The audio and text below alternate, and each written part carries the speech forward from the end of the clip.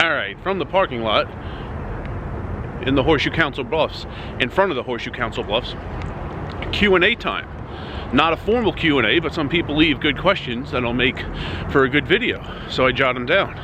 First one from Lloyd. I don't remember it exactly, I'm not reading it, but it's on the screen. Something about what would I do if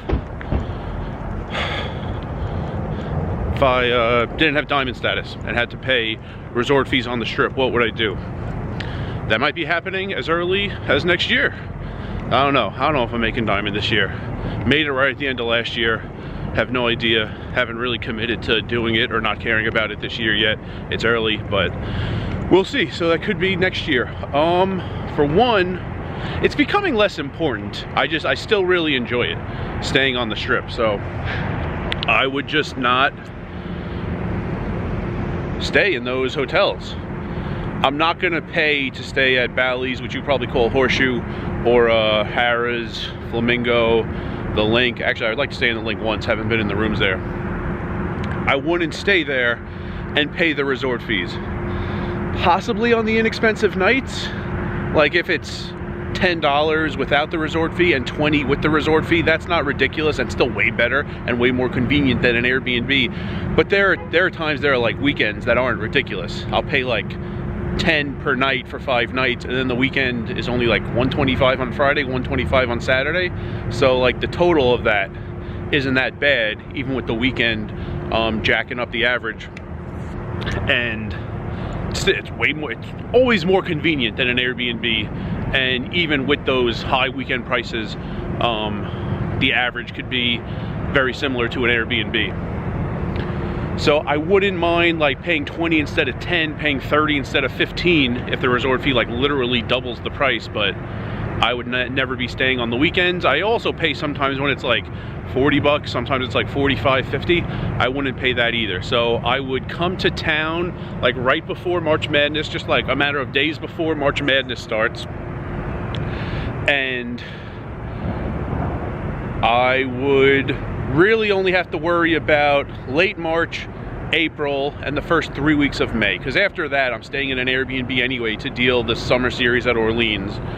And yeah, I guess there would be a little time after. I don't leave like the day the summer series ends, but it's really like April and the first like 25 days of May.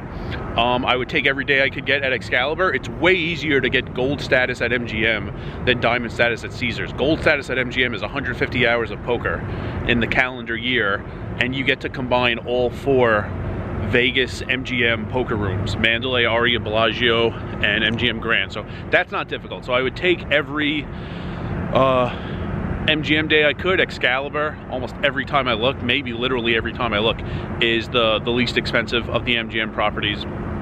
And the rest of the time period, from like March 25th through May 25th, stay at an Airbnb and hope like maybe a couple weeks back to back at Excalibur are really inexpensive, and then like the next 3 weeks, one long reservation in an Airbnb, something like that.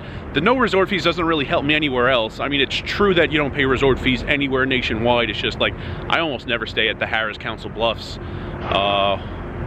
I stay at Harrah's Atlantic City occasionally, but it's not much, although I have stayed at non-Las Vegas Caesars property. So I would just you know, use Excalibur and Airbnb. I also just might not spend all that time in Vegas.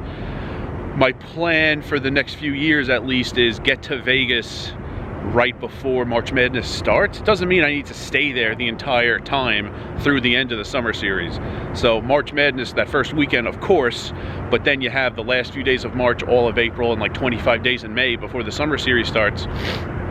Maybe the first 2 weeks in April are great rates at Excalibur, and then the last 2 weeks in April I go to California, or I go to Arizona. So just might not spend even as much time in Vegas as I do, even though it's getting less and less anyway.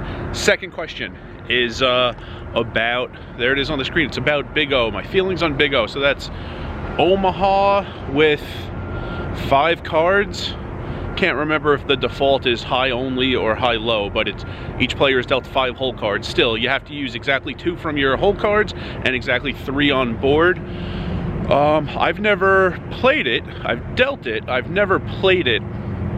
But I used to know someone, I haven't talked to him in a while, but we used to play a lot when I lived in Wisconsin. We used to play a lot of Potawatomi. He played a lot of Omaha, and he wasn't a fan of it. He said the reason is when everyone has more cards, like anyway in PLO, in Omaha, like you're worried you're up against the nuts if you don't have the nuts, because there's so many players in the pot and every player has 4 cards. Like that's a lot of cards. Like you're like aware in No Limit Hold'em, like other players can have the best possible hand if you don't, but it's not like you're constantly worried you're always up against like ace-high flushes and top boat and quads. He said like that's still a worry in Omaha, and then you give people 5 cards instead of 4, and it's like you're like just never willing to get all in unless you literally have the best possible hand. So he said the more cards you have, the lower the action. So he wasn't a fan of it. There are still cities out there where just because of the player pool, there are like loose players in large pots. I remember once in 2020 playing in Maryland Live, I was just walking to the smoking patio to get some air and happened to pass a big O table and watched the remainder of the hand that was going on, and like 3 people showed down, and like I'm not even sure anyone had like better than a straight. Like it was a huge pot. It was well over $1,000, and it, like one guy had a pair, one guy had like 2 pair, and like the other guy mucked. It was like something ridiculous. But in general, I think it's worse when you give people more cards. Like imagine giving everyone 8 cards. You're just literally every single hand worried you're up against the nuts if you don't have the nuts. So I think 4 card is better, but I don't play it and don't really know that much about it. Next question is from Rush from New Zealand, and it's about my hand histories, because I had a few videos back over the holidays where I had I found that printed out like packet of hands from February 2016. It was about my hand histories, how far they go back, and how I was keeping track of my own hand histories. Largely, my original hand histories are from 2014 through 2016.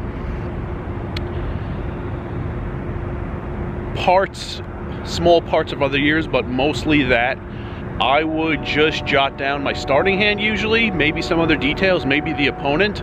Like the minimum I could write down on like a scrap of paper and keep in my wallet, such that when I got home, it would like trigger what hand it was exactly, and then I would type all the details into a Word document. I think twice when I lived in Wisconsin had some really long sessions, a lot of really long sessions. Twice, by the time I finished the session, drove the 80 miles home and sat at my computer to type it all out, which maybe that night, maybe the next morning, I looked at my paper and it just said like King Jack, and I had no idea what hand I was talking about. I needed a few more details. So a few of them I couldn't remember, but usually that was a pretty good plan. Write down like the starting hand, maybe what I wound up with at showdown, a description of the guy who I was heads up against, something like that, and I would remember enough of the details and get it down. And yeah, it was, I don't know if I've ever shown it, but here's an example of one. It was like the things that aren't opinions, you know, the action. That was part of it, and then in italics, it was like my thoughts. Maybe some math to go along with the hand, or some history earlier in the session, or like earlier in the week, in the month, against that opponent. And it was a big help. It was a big help. Like a hand would happen, the rest of the session I would think about it. I actually didn't mind the 80-mile drive home between Milwaukee, Wisconsin and where I lived in Madison, Wisconsin, because I had a lot of time to like debrief and think about all these hands I played. And then when I'm actually typing it out, and for the first time actually typing my thoughts, not just the actions, it was just getting it down on paper. Like I had already thought about it so many times. And then occasionally I would go back, maybe like 2 or 3 weeks later, I would go back and from like a fresh mindset think about it again. But yeah, that was a big help. And yeah, really often just like little scraps of paper. In Wisconsin, we had if you went on a dinner break, you would leave your chips on the table, and they would give you just this small scrap of paper, and they would fold it in half so it kind of like propped itself up, and they would write down the time, and you had an hour. and I would just ask for one of those tiny scraps of paper and just write in really small print, like King Jack, 4s, like Ace King 3-bet, and just like hope when I got home like 10 hours later, I would remember everything. And remember, rice is a spoon food.